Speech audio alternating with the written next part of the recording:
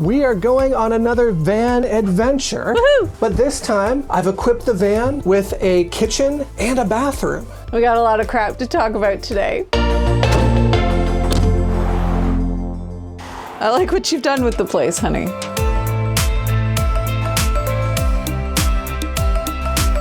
So up until now, we've been a little hesitant to take the van out for a day-long excursion where we go into the middle of nowhere, mostly because there's no bathrooms.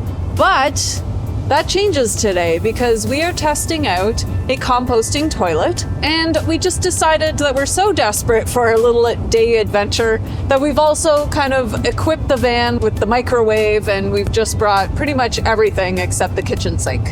Jay even hung a shower curtain so we can have some privacy while we're going to the bathroom. It's so perfect. Do you want to tell everyone where we're going? We're just driving through some light rain right now up our favorite Coquihalla Expressway so we can do a little bit of snowshoeing. Now I know that seems strange because it's like 5 degrees and wet down here, but once we get up to the Coquihalla, the weather's going to be very different. It's one of the perks to living here in BC is that even though we live at lower elevation, we can go to higher elevation and enjoy the snow and not have to shovel it. It's like snow on demand.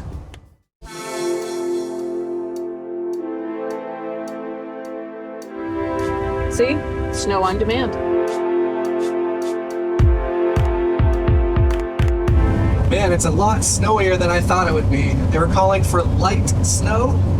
I mean, it's relatively light, but man, the highway is schmucky.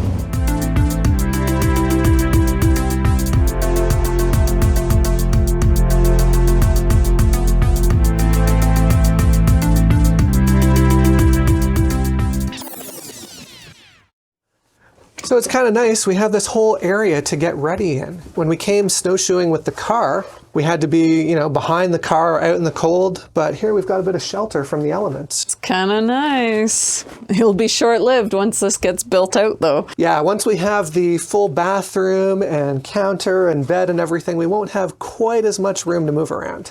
Excuse me while I go to the bathroom. So how does the Trelino urine diverting composting toilet work? Well, you can see here when you open it up, there's a place for number 1 and a place for number 2. How does it work on the inside though? So for number 1, there's this canister, and there's 2 different lids. One is just a lid to close it up, carry it off, and empty it somewhere. Then when it's in use, you use this lid, which has this clever little membrane which lets liquids go in, but not out. So you just put that on, stick it in here. Then for number 2, there's this waste can. Open that up, get a compostable or recyclable bag, and then you just put the bag in the bin. Make sure it's covering the whole bin. Put that back in here. And then optionally, you can put some litter into the bin before you use it first. So for litter, we've got 2 options here. One, these are called aspen shavings. They're basically just the same thing you'd use for a hamster or a rabbit. But you take 2 cups of that and put it in there. There's also these coconut fibers that you can use. And I read at a forum that these actually help with smell better. So we're gonna try both of these. And then for toilet paper, since this is just going in municipal waste, you can basically use any toilet paper you want, but we're using RV toilet paper that breaks down quickly. And once you're all set up, you just put the lid back on, open it up, and you're ready for usage. And then, if you've done number 2, you just take some litter and cover it up.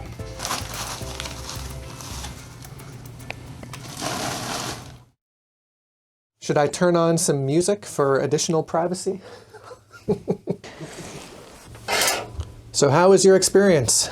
Very much like my own private outhouse, so I actually felt comfortable to sit down. Mind you, because it's -5 out right now, that seat was dang cold. I'm a little spoiled at home. I have a heated toilet seat at home, so don't judge.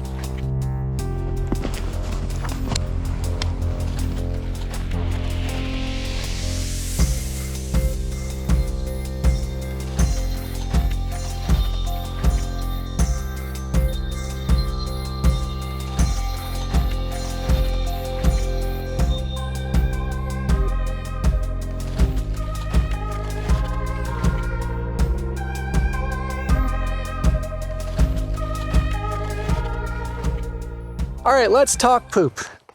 When we were looking into toilet options for the van, we did a lot of research, including all the different alternatives that we've seen out there. So the first option we looked at was not putting a toilet into the van whatsoever. And here's what we found out. Actually, depositing your waste in nature can actually spread disease and contaminate water sources if you're not careful. Plus, depending on the environment that you go in, it can take human waste up to a year to decompose. Think about those deserty areas where people might just kind of walk out, dig a hole, and go. That's sitting there for at least a year. We're not here to frown on anybody or like poo-poo on anybody's business.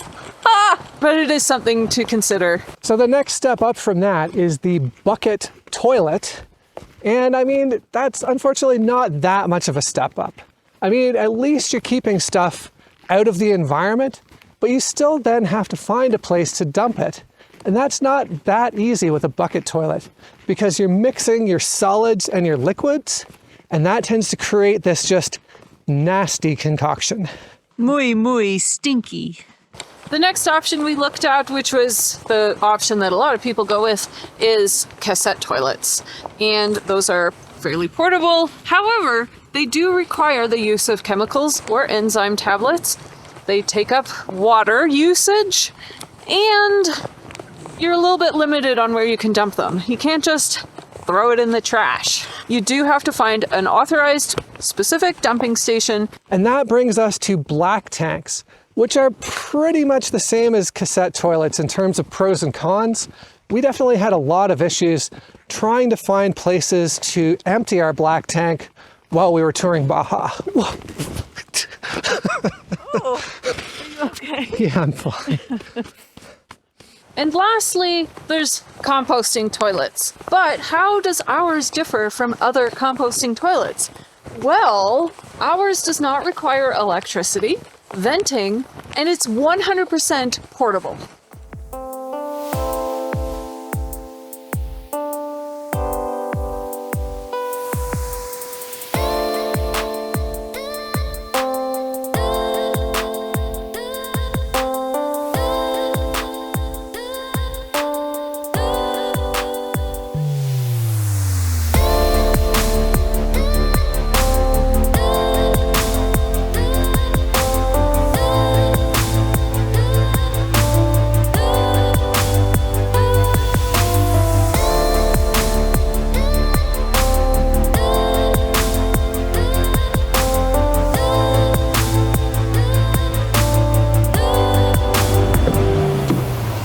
Back to our nice cozy van.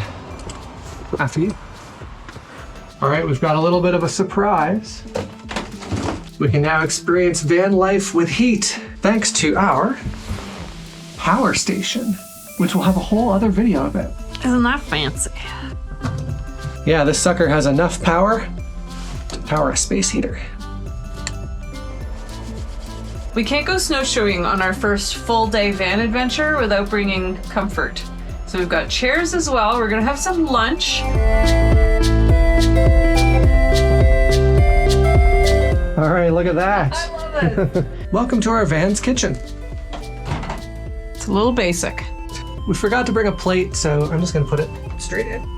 Yum. Let's try 1 minute first. Is it actually working? Oh, it's working. That uses almost 1,500 watts. This is so cool. Note, we have turned off the heater. Yeah, this power station is not strong enough to run an electric space heater and a microwave at the same time. All right, let's see how they're doing. Another 30 seconds. What a fun little experiment. Oh, she's steaming. Pizza pour vous. Thank you. Doesn't that look delicious, my friends? Pizza for me. We'll leave the other ones in there to stay warm. Good idea. Pizza cheers.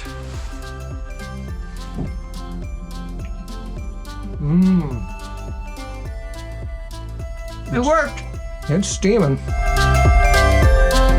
All right, well, that wraps up lunch. And now we're gonna head out again. But first, I think I need to use the bathroom. But before that, we'll let you go. And we'll see you next week. Bye. You're not gonna make that, are you? Holy Right? Return radius rocks. We've got a lot of crap to talk about. Let's get to it. We got a lot of crap to talk about. Let's get to it. There's also this that's called coconut coir. Coir? Hello, my name is Trelino. How are you? I can't believe we got that on camera. And lastly, I don't even know what I'm saying. Make sure you don't miss the next video by liking, subscribing, and turning on notifications. Oh, and don't forget to check out our website and sign up for our weekly email blast. Thanks for joining us, and we'll see you in the next one.